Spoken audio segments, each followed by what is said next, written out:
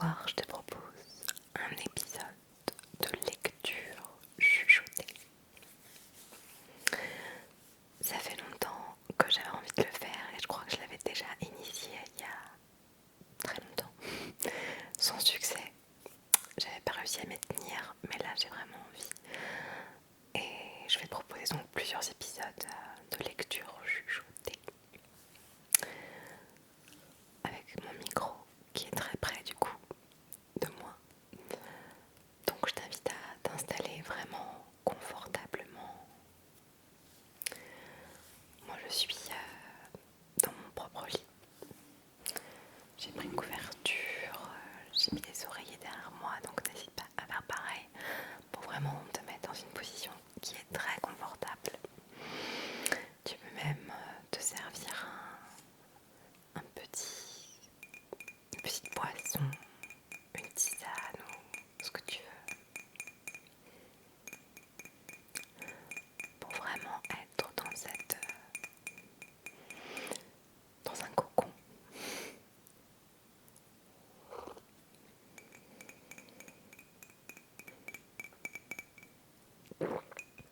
Donc, maintenant je pense que tu dois être installé. Je vais te présenter le livre.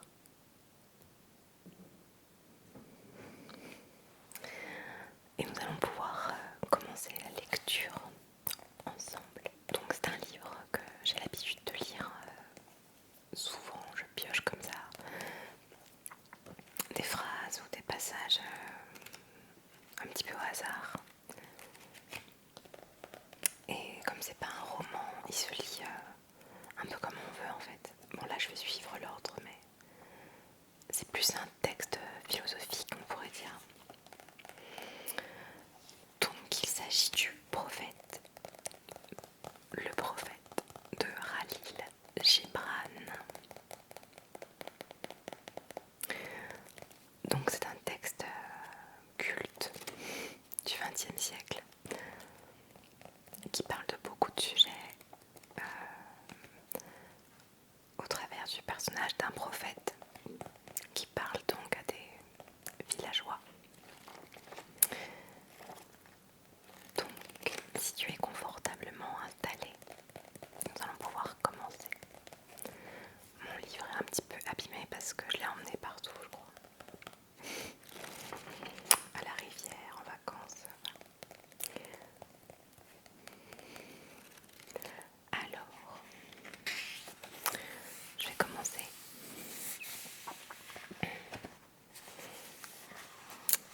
L'histoire. Donc, Al-Mustafa, l'élu et le bien-aimé, l'aurore de son propre jour, avait attendu 12 ans dans la ville d'Orphalaise le retour du bateau qui devait le ramener sur son île natale. Et la 12e année, le 7e jour de Yelol, mois des récoltes, il gravit la colline hors de la ville et porta son regard vers le large. Et il vit son bateau qui arrivait avec la brume. Alors les portes de son cœur s'ouvrirent à la volée, et sa joie s'élança au loin par-dessus la mer. Et il ferma les yeux, et il pria dans les silences de son âme. Mais comme il descendait la colline, la tristesse s'empara de lui, et au plus profond de son cœur il pensa: comment partir en paix et sans souffrance? Non, ce n'est pas sans une blessure à l'âme que je quitterai cette cité. Longs auront été les jours de douleur que j'ai passés entre ces murs, longues mes nuits de solitude. Et qui peut sans regret s'arracher à sa douleur et à sa solitude? Trop nombreux sont les fragments de mon âme que j'ai dispersés dans ces rues. Trop nombreux sont les enfants de mes désirs qui s'en vont nus par ces collines. Et je ne peux m'en détacher sans que cela me pèse et me fasse souffrir. En ce jour, ce n'est pas un vêtement dont je me défais, mais une peau que j'arrache de mes propres mains. Ce n'est pas non plus une pensée que je laisse derrière moi, mais un cœur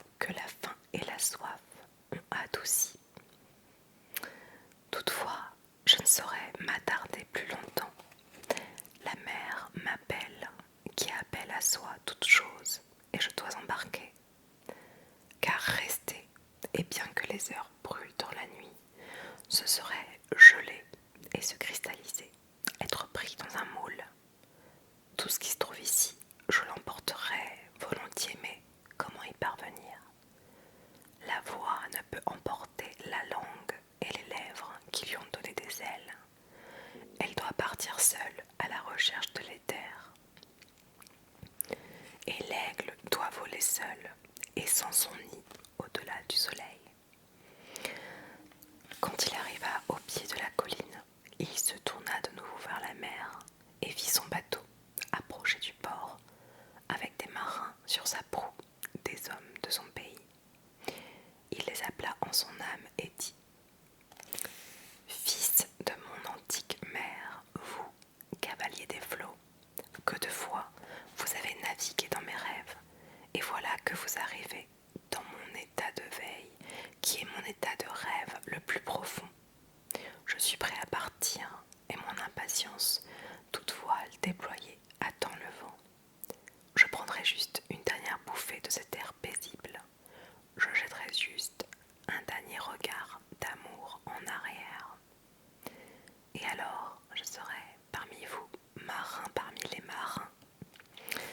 Et toi, vaste océan, mer endormie, qui seul est paix et liberté pour la rivière et le ruisseau. Ce ruisseau n'aura fait qu'un méandre de plus dans cette clairière. Il n'aura eu qu'un seul autre murmure. Et alors je viendrai à toi, goutte infinie ajoutée à l'océan infini. Et de loin, tandis qu'il marchait, il vit qu'hommes et femmes quittaient leurs champs et leurs vignes et se hâtaient vers les portes de la cité. Et il entendit leur voix qui l'appelait par son nom et qui criait d'un champ à l'autre, faisant passer de l'un à l'autre que son bateau arrivait. Et il dit à lui-même: Le jour qui nous sépare, sera-t-il le jour qui nous rassemble? Et sera-t-il dit que le soir de ma vie était en vérité son aurore? Et que donnerai-je à celui qui a abandonné sa charrue au milieu du sillon, ou à celui qui a arrêté la roue de son pressoir? Mon cœur deviendra-t-il un arbre chargé de fruits que je pourrai cueillir et leur distribuer? Et mes prières couleront-elles comme une fontaine pour que je puisse remplir leur coupe? Suis-je une harpe que la main du Tout-Puissant peut toucher, ou une flûte que son souffle peut traverser? Je suis un chercheur de silence, et dans ces silences, ai-je trouvé un trésor que je puisse offrir avec assurance? Si ce jour est pour moi celui de la moisson, dans quel champ ai-je semé mon grain, et en quelle saison oublié? Si l'heure est vraiment venue de lever ma lanterne, ce n'est pas ma flamme qui brûlera. Vide et ténébreuse, je lèverai ma lanterne, et le gardien de la nuit l'emplira d'huile, et il l'allumera aussi. J'ai voyé des petites illustrations. Là, c'est une personne, un homme, a priori, plusieurs hommes, 3, qui plongent dans l'océan.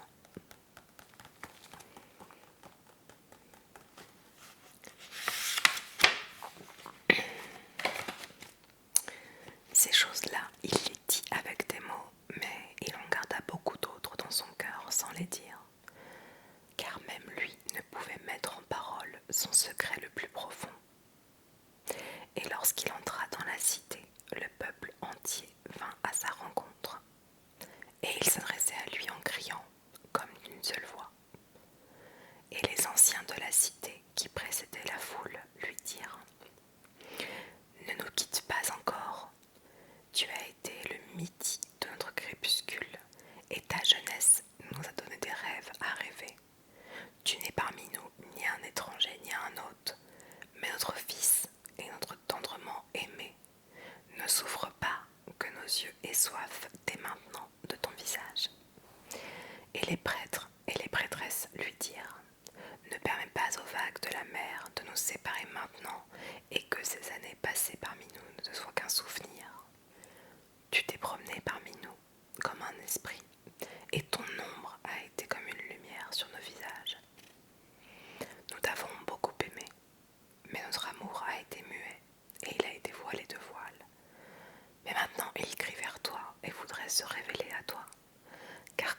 a toujours été.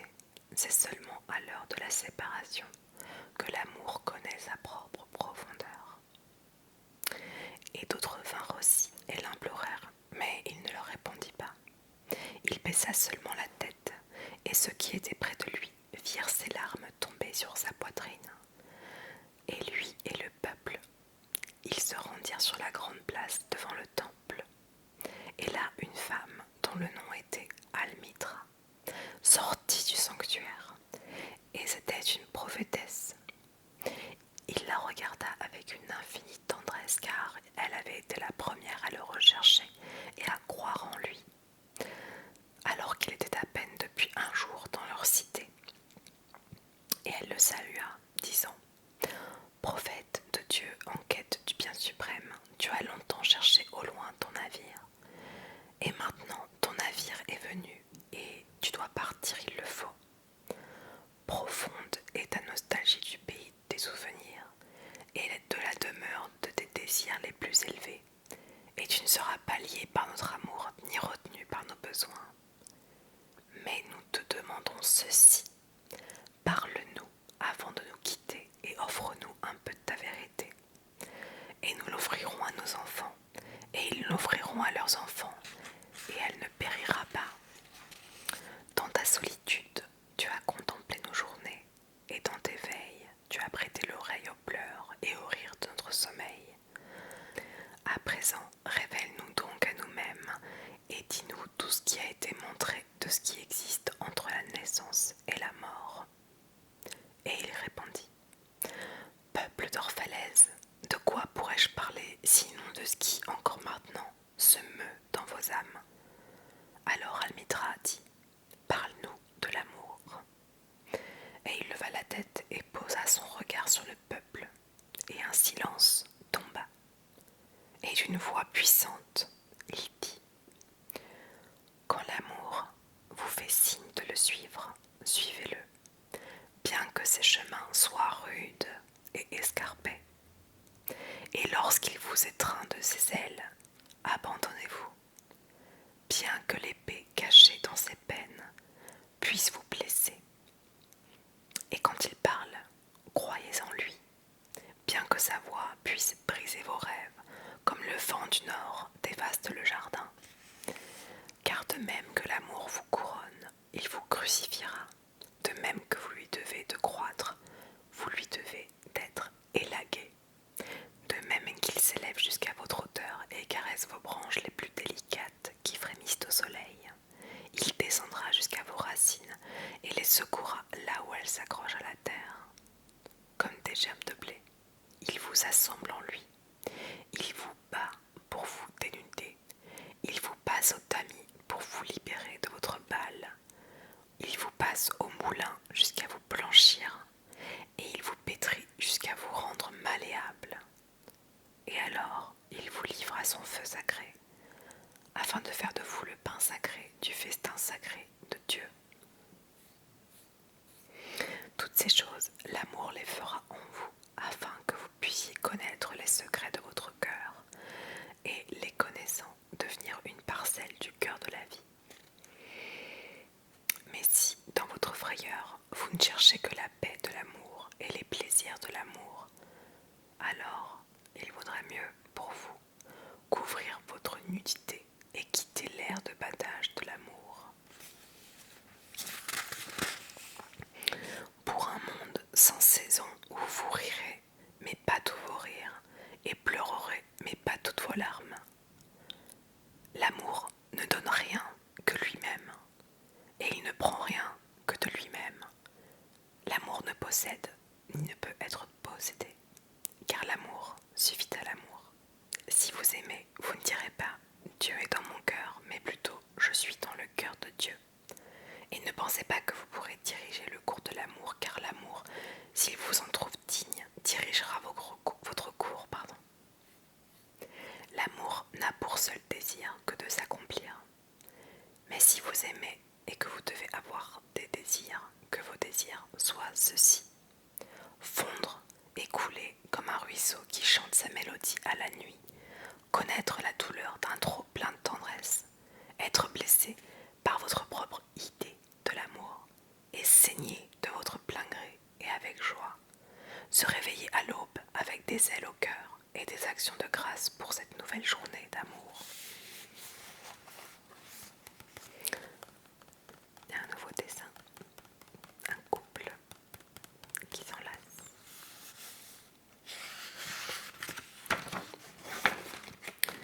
Se reposer à l'heure de midi et méditer sur les transports amoureux. Rentrer chez soi à la tombée du jour avec reconnaissance et s'endormir alors avec une prière au cœur pour le bien-aimé et un chant de louange sur les lèvres. Alors Almitra parla de nouveau et demanda « Et qu'en est-il du mariage, maître ?» Et il répondit en disant « Vous êtes nés ensemble, et ensemble vous resterez à jamais. Vous resterez ensemble quand les ailes blanches de la mort dissiperont vos jours. Oui, vous resterez ensemble jusque dans la mémoire silencieuse de Dieu. Mais laissez des espaces dans votre unité et laissez les vents célestes danser entre vous. Aimez-vous l'un l'autre, mais de l'amour ne faites pas des chaînes. Qu'il soit plutôt une mer se mouvant entre les rives de vos âmes. Remplissez vos coupes l'un pour l'autre, mais ne buvez pas dans une seule coupe. Donnez-vous du pain l'un à l'autre, mais ne mordez pas dans le même morceau. Chantez et dansez ensemble, et soyez joyeux, mais que chacun puisse être seul. Comme sont seules les cordes du luth, alors qu'elles vibrent d'une même musique. Donnez vos cœurs, mais pas à la garde l'un de l'autre, car seule la vie peut contenir vos cœurs dans sa main. Restez l'un avec l'autre, mais pas trop près l'un de l'autre, car les piliers du temple sont éloignés entre eux, et le chêne et le cyprès ne poussent pas dans l'ombre l'un de l'autre.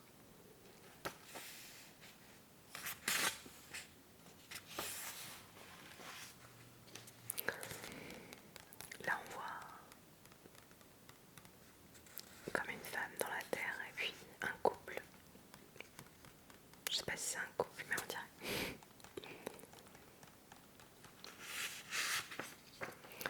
Je sais pas de qui sont les illustrations d'ailleurs.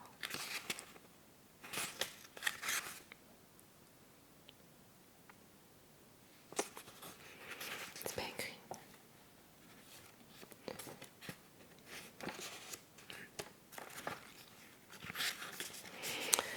Et une femme qui tenait un bébé sur son sein dit « Parle-nous des enfants ». Et il dit « Vos enfants ne sont pas vos enfants. Ils sont fils et filles du désir de vie en lui-même. Ils viennent par vous, mais non de vous. Et bien qu'ils soient avec vous, ce n'est pas à vous qu'ils appartiennent. Vous pouvez leur donner votre amour, mais non vos pensées, car ils ont leurs propres pensées. Vous pouvez loger leur corps, mais non leurs âmes, car leurs âmes habitent la demeure de demain que vous ne pouvez visiter, pas même dans vos rêves. Vous pouvez vous efforcer de leur ressembler, mais n'essayez pas qu'ils vous ressemblent, car la vie ne retourne pas en arrière, ni ne s'attarde à hier. Là, le dessin, c'est pas très clair, mais on dirait une ronde de corps humains, de personnes en fait. Là, il y a cet homme qui se tient debout. Un peu comme le cycle de la vie, j'imagine.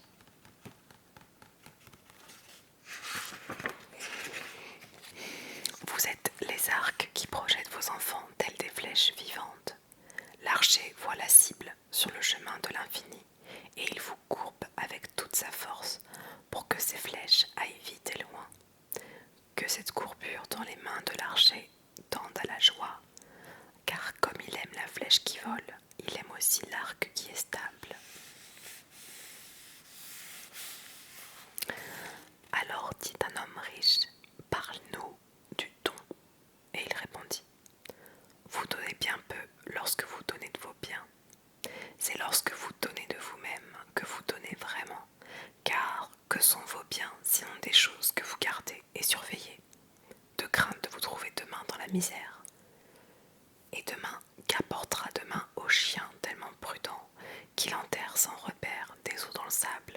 tandis qu'il suit les pèlerins vers la ville sainte. Et qu'est-ce que craindre de la misère, sinon la misère elle-même? La peur de la soif quand votre puits est plein, n'est-ce pas une soif inextinguible? Il y a ceux qui ont beaucoup et qui donnent peu. Et comme ils en attendent de la reconnaissance, ce désir caché dégrade leur don. Et il y a ceux qui ont peu et qui donnent tout. Ceux-ci ont foi dans la vie et dans la générosité de la vie, et leur coffre n'est jamais vide. Il y a ceux qui donnent avec joie, et cette joie est leur récompense. Et il y a ceux qui donnent avec peine, et cette peine est leur baptême. Et il y a ceux qui donnent sans éprouver de peine à donner, sans y chercher non plus ni joie, ni conscience de leur vertu. Ils donnent comme là-bas, dans la vallée, le myrte, exhale son parfum dans l'air. C'est par leurs mains que Dieu parle, et par leurs yeux qu'il sourit à la terre. Il est bon de donner quand on le demande, mais il est encore mieux de donner par discernement quand on ne le demande pas. Et pour la main ouverte, chercher celui qui recevra est une plus grande joie que de donner. Et que pourriez-vous refuser? Tout ce que vous avez sera donné un jour. Donnez donc maintenant, afin que le moment de donner soit le vôtre et non celui de vos héritiers. Vous dites souvent, je voudrais donner, mais seulement à ceux qui le méritent. Les arbres de votre verger ne parlent pas ainsi, ni les troupeaux de votre pâturage. Ils donnent pour vivre, car refuser serait leur perte.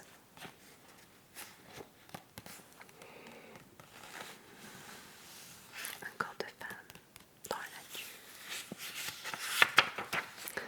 À coup sûr, celui qui a été digne de recevoir ses jours et ses nuits, celui-là est digne de recevoir de vous tout le reste.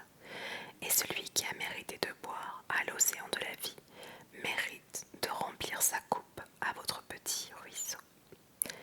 Et y aurait-il mérite plus grand que celui qui réside dans le courage et l'audace, voire la charité de recevoir?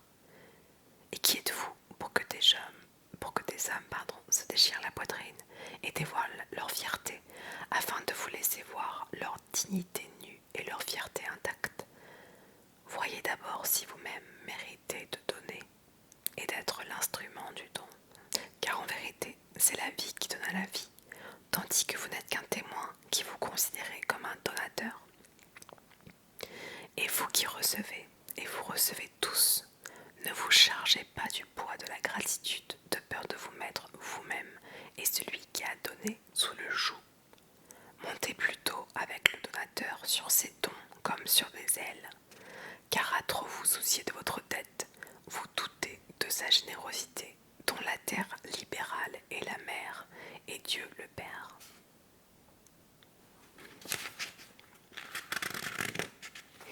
Alors un vieil homme, un tenancier d'auberge, dit: parle-nous de nourriture et de boisson. Et il dit: que ne pouvez-vous vivre du parfum de la terre et comme un épiphyte vous nourrir de lumière? Mais puisque vous devez tuer pour manger et dérober au nouveau-né le lait de sa mère pour étancher votre soif, faites que ce soit un acte de dévotion et que votre table soit un autel sur lequel les purs et les innocents des forêts et des plaines soient sacrifiés à ce que l'homme a de plus pur et de plus innocent encore. Lorsque vous tuez un animal, dites-lui en votre cœur: par ce même pouvoir qui t'apporte la mort, je meurs moi aussi, et moi aussi je serai dévoré. Car le principe qui t'a remis dans mes mains me livrera dans des mains plus puissantes. Ton sang et mon sang ne sont rien que la sève qui nourrit l'arbre céleste. Et lorsque vous plantez vos dents dans une pomme, dites-lui en votre cœur: tes pépins vivront en mon corps, et tes bourgeons à venir